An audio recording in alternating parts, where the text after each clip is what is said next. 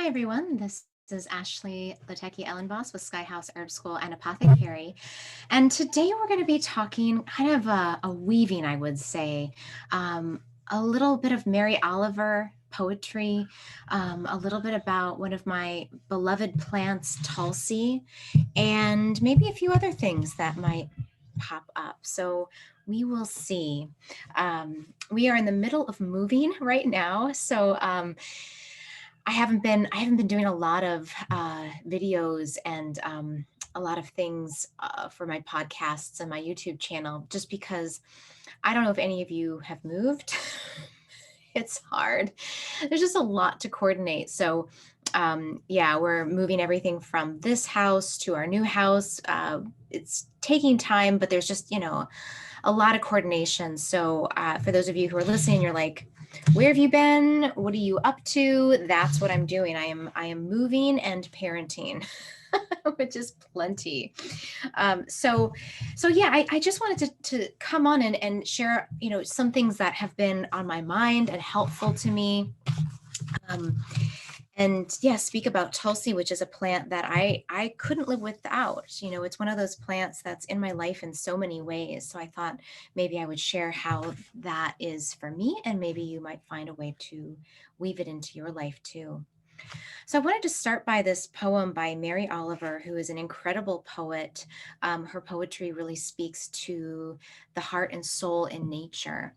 And while she does say that she's not really a religious person, she's definitely a woman of great faith. And so this poem called Six Recognitions of the Lord was one that really stood out to me, because as I deepen my own spiritual practices in bhakti yoga, I'm I feel like, God keeps showing up in all these different places in my life. And I'm like, gosh, even, Mary Oliver, who um, I think, like a lot of us, struggles with the idea of religion and God. I know for me, growing up in the Catholic faith, um, and I just had some really traumatic experiences growing up in the Catholic religion, um, being told that my questions were not valid. I remember when I was like, I think I was in CCD, maybe I was 7, and I was like, well, how could Jesus be the only son of God? Like, why would God only give us one son?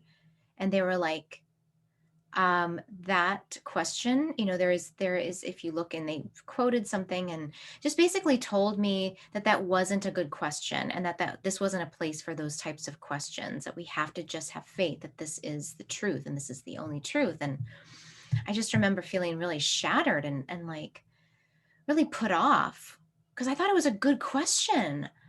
I was like, why would God do that? If God is this benevolent, all loving, understanding, compassionate presence, why would he only give us one person? Like, there's got to be more. And I didn't know anything about Buddha or Krishna or any other, religions at that time. So I was just trying to make sense of it all. But I just remember thinking, like, I don't know if I like this God. This God doesn't make sense to me. And thankfully I found yoga, and yoga started to help me put together some of the philosophical answers that I was just craving for. Because to me, the complexity of the world, to me, just reflects the complexity of God, that God is way more than our minds can even fathom. And so there must be people whose minds are sharper and brighter and wiser than my own, who have thought about these things and written about them and found answers. So in any case, yeah, I feel like I share a lot of people's struggles with this, and I'm finally starting to find my way through my questions to some really good answers that actually are fulfilling and satisfying. So let me share this poem with you from Mary Oliver. I'm just going to read the first 2 recognitions of the Lord, because there's like 6 of them, and they're like, it's like a 4-page poem. So tell me what you think of this. Number 1, I know a lot of fancy words. I tear them from my heart and my tongue. Then I pray. I know a lot of fancy words. I tear them from my heart and tongue, and then I pray. And I don't know, for me, I also feel like, I've always been, I would say, a decent writer, and I've been a teacher for many years. So I know a lot of words, and yeah, and there's this, maybe you've had this experience too, where these words come to you and these ideas and thoughts, especially when I'm teaching.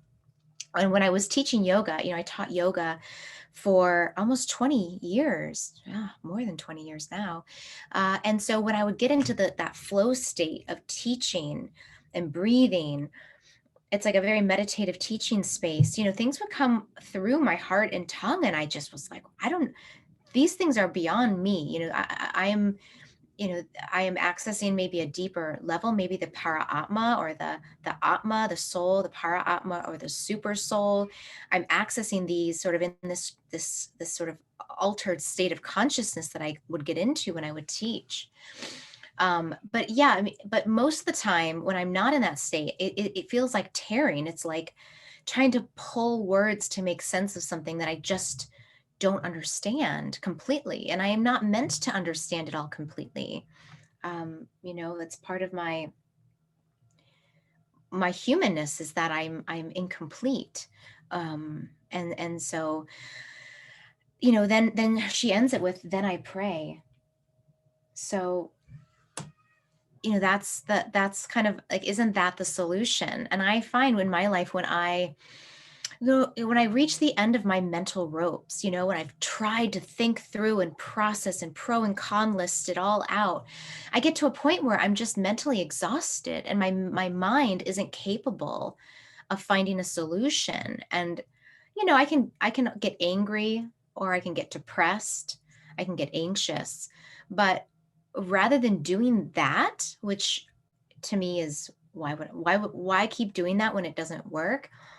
I'm now finding myself praying, and just getting very quiet, and talking to the Lord, God, Great Spirit, Krishna, whatever you call him, and just say, um, help.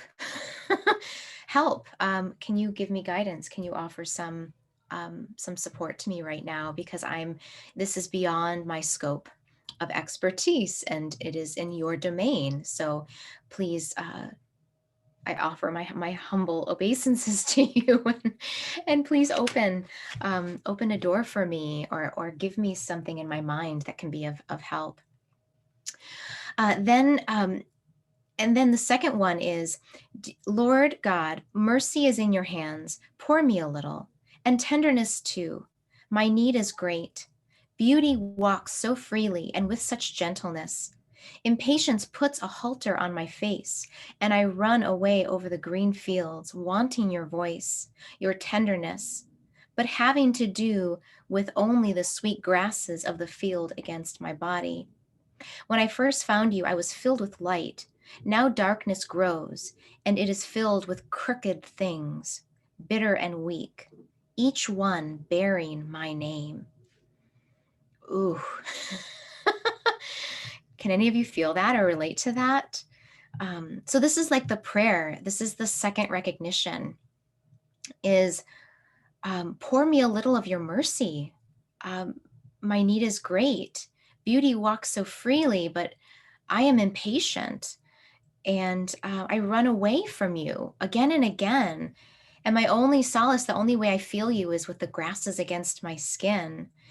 And as a child, I was filled with light, and now darkness grows, and I collect these crooked, bitter things. And I think maybe I'll talk about Tulsi here, because Tulsi is a plant that has proven to be such an ally for me, and is such a bringer of light, and a restorer of faith, and a reminder of the presence of something intangible, the scent of that peppery, minty, robust, heady kind of smell in the home or in a tea. It's the way that it just warms the inner body and brightens the heart and brightens the mind. Just helps this presence to feel closer. And I wear Tulsi beads. That's part of the Bhakti tradition, is that you wear the sacred beads of Tulsi on you at all times, so that you can feel it brush on your skin, and be reminded of that faith and be reminded of the presence of that divine spirit with you at all times, touching your physical body, presently there with you. And in India, they plant Tulsi plants right along the front of homes to protect the homes and to remind everyone that enters the home that God is in this house. And so in that way, we can feel that protection.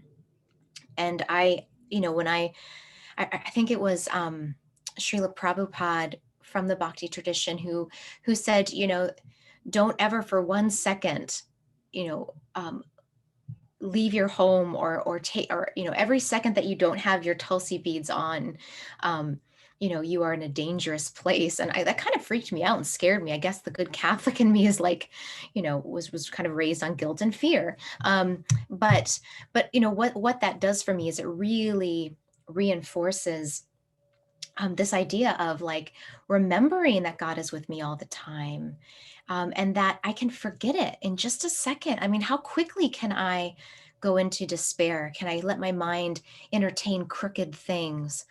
Um, can I forget my holy nature and the holy nature of everyone that I interact with? And so we need these reminders of the sacredness of life, and the mantra is a way that we kind of plug back into that source. And Tulsi as a plant, as an herb, and as a talisman is also something that does that for us, that can remind us again. It can be that touchstone back to our sacred nature. And Mary Oliver says here, bitter and weak, each one bearing my name. And I think to me, what I think of instantly is how trapped we can get in the ego, in the idea of the self, like I am Ashley, and all the ways I've constructed that to be something important and meaningful, and how I wear a badge of honor for all the troubles I've lived through and all of the accomplishments I've had. And yet, when I leave this body, all of that goes, the body leaves and those accomplishments fade in time, that none of that really matters. I mean, maybe some of it does, karmically it matters. But the more I stay attached to my name and to this idea of myself and myself as more important than anything else, the more lost I get. And the more, now the darkness grows and it is filled with crooked things, bitter and weak, each one bearing my name. And it is those bitter and weak things that bear our names. The things that are very generous in us, the humility in us, the kindness, the grace, those are not things that bear the stamp of our ego. Those are things that bear the stamp of the transcendental one, right? And so, for myself, I know that when my mind starts to get really wrapped up in mundane, trivial things that are really not healthy,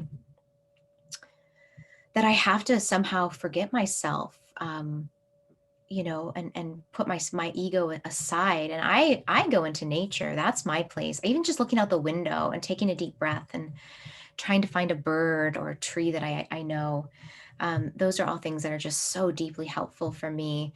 And then Tulsi tea, drinking and sipping on the Tulsi tea, just touching my necklace sometimes brings me back to that place.